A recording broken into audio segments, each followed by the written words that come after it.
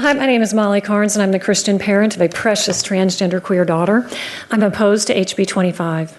As a vocational evangelist, I want to appeal to the Christians on this committee, which is most of you, according to your public bios.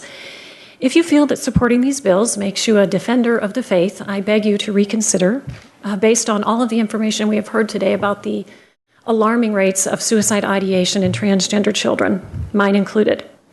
When your actions or your theology inspires thoughts of suicide in others, it's not the fruit of the Spirit. It's not the life-giving, liberating gospel of Jesus. My daughter and I have testified multiple times up here about the provisions of this bill, but not today. Today is personal. We parents have been testifying for months, boiling our heartbreak down to 120 seconds at a time. We've tried to activate your compassion with our stories and your intellect with the data.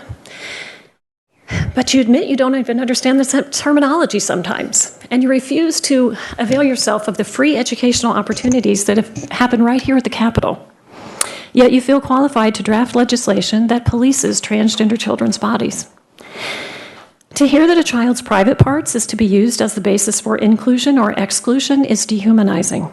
When your civil rights depend on your body, whether that is your skin color, your physical ability, or whether your physical sex matches your gender, instead of your inherent worth as a child of God, that is the foundation for discrimination.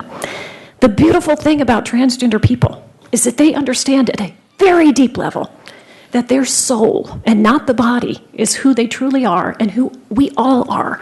I believe they are God's messengers to teach us this important lesson. Transgender people are created in God's image and loved by God, and nothing you can say or do is going to change that truth.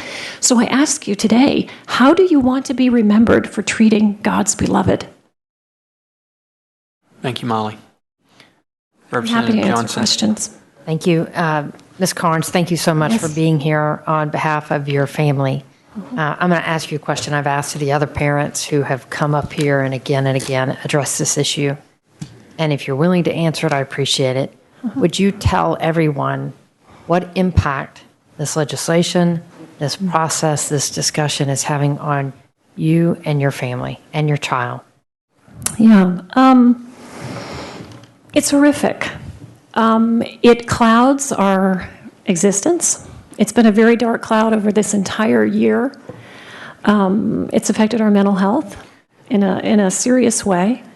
When you hear genitalia discussed in a forum like this, it is demeaning. And my daughter has testified. She was not up to coming today because it's soul-crushing doing this. And I talk to a lot of parents. I'm an LGBTQ advocate, and I talk to trans parents all over the country. And it's crushing. I hear you say that the repeated way in which this bill keeps coming up has crushed the beautiful child that you have pinned to your shirt for us to see from being able to come to her government and ask for help. Mm-hmm. I'm so sorry. Well, she came one time and she said her piece. She is planning a career in law. She's very bright. Thank you. Thank you. Thank you, Molly.